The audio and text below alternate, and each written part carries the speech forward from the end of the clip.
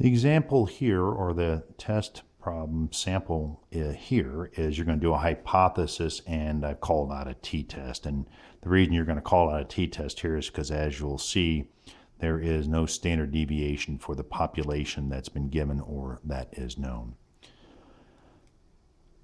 In this situation, we've got a 2013 research project. The mean number of texts per day for all college students is 50.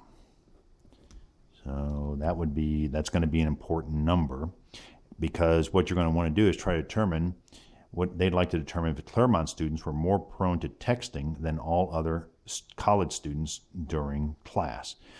And the underlying assumption here is that the number of texts that a person does, the more prone you would be to texting during class. Not that anybody in the University of Cincinnati would do something like that, but regardless, we have a sample of 12.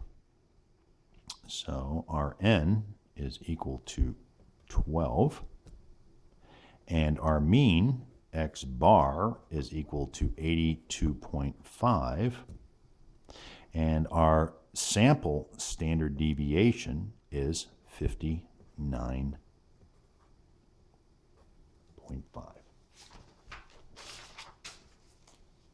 So in this situation, we're going to develop what are our research questions that we're going to set up, and then we're going to define the test statistic.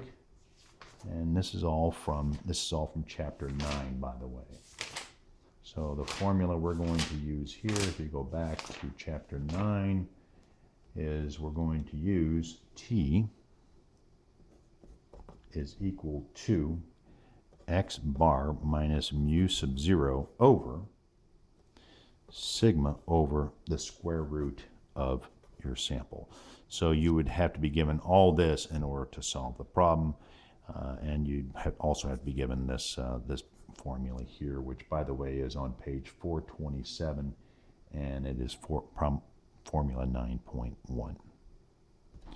In this case, it asks, what is a research appropriate question for this problem? Now, we're not asking about the hypothesis at this point. We're just asking, what is a research appropriate question? And a research appropriate question for this one would be very straightforward. It says, are UC Claremont students more prone to texting during class than all other students? And so that would be the appropriate research question. An appropriate, it's getting late, a research appropriate null hypothesis statement would be that we're the same or we're less than. So we're going to say that the mu for the Claremont students is less than, I think that's what we're going to do a one-tail here. Someone would like to determine, we're more prone to texting than all other students. So the null is going to be less than or equal to 50. That would be our HO. The alternate hypothesis, H1 or HA, is mu is greater than 50. And so if our students at Claremont are texting more than the average, we would more or less conclude from there that there is a tendency, or that UC Claremont students would have a tendency to text more during class time than non-UC students. At what significant level are you going to conduct the analysis or test? And as you'll see here, whoa, wait a minute, it didn't give a significance level. It didn't give us a testing level. So what do we do here? When in doubt, we go with a standard of P.05. If it's not called out, just go P.05.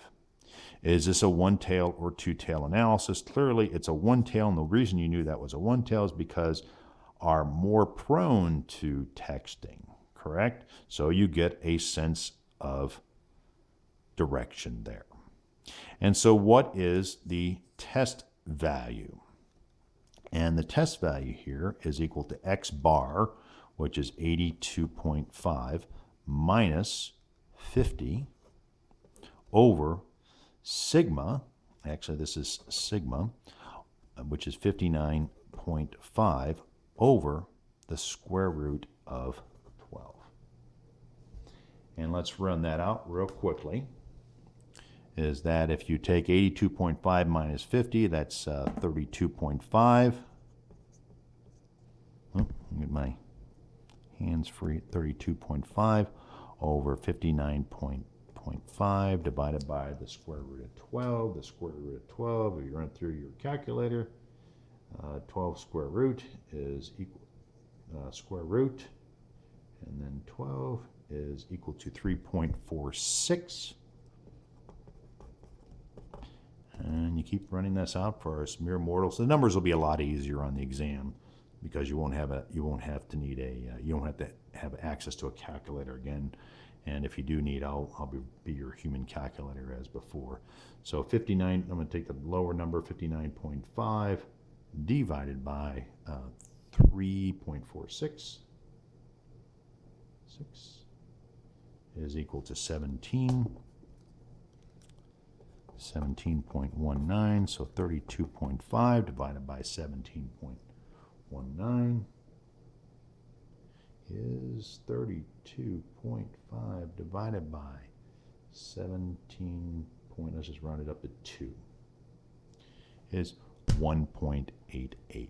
So our test value here, or let's call it 1.89, is going to be 1.89. Now, the other thing we want to do is we want to sketch the critical value, okay, for this specific scenario here. And the way we're going to do that is we're going to have to go to our t-table, and we are doing a one-tail analysis. And so here's what that would look like. There's a one-tail, so you load everything up on the upper tail, and you know that this is the reject HO, meaning that we are not less than or equal to the all college average, and this is the do not reject HO, which means that we're the same or slightly less or less. Okay, so this is all that area in here, and in order to get that we got to get this on a scale of t. The reason we're doing t is because we don't know the standard deviation of the population. We know that the n is 12, so the degrees of freedom equals n minus 1, which would be 11. We come to our handy dandy chart here, and this chart has been used a lot.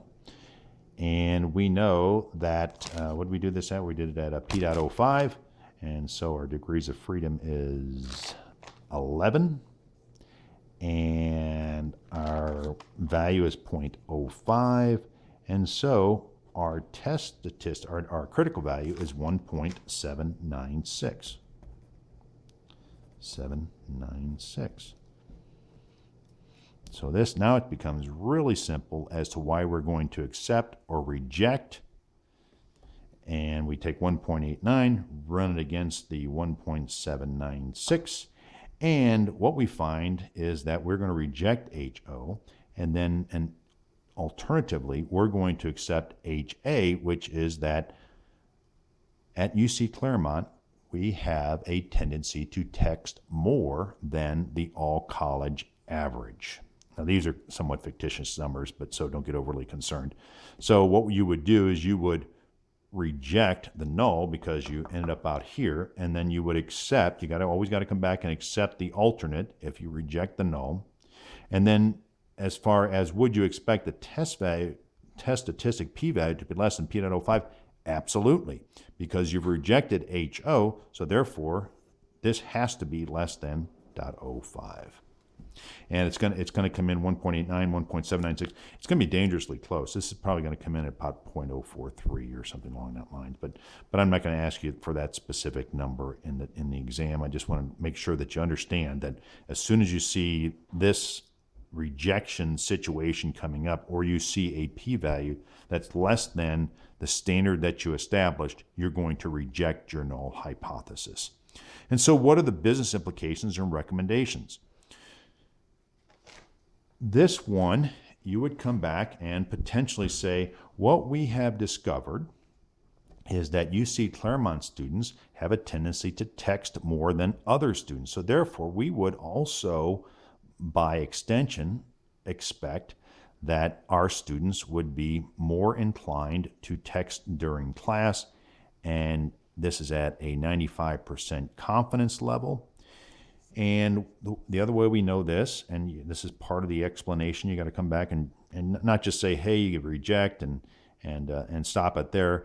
You would say, well, we found that the mean that for the students at UC Claremont was indeed higher than the all college average or mean of 50.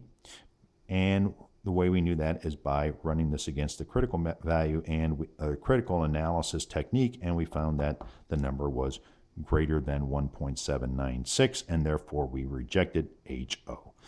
So what I'm really looking for there is for you to use statistical terms to support your recommendation, because on the exam you're going to see something that says, why do you what are your business recommendations and why? And the final piece of that, you would say, well, we want to ensure that all the professors are aware that there's a lot of texting going on, perhaps more than the norm.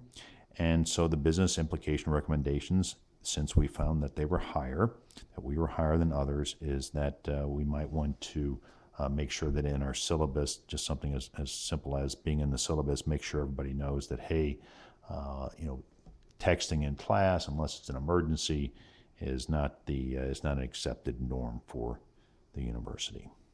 That concludes this specific example.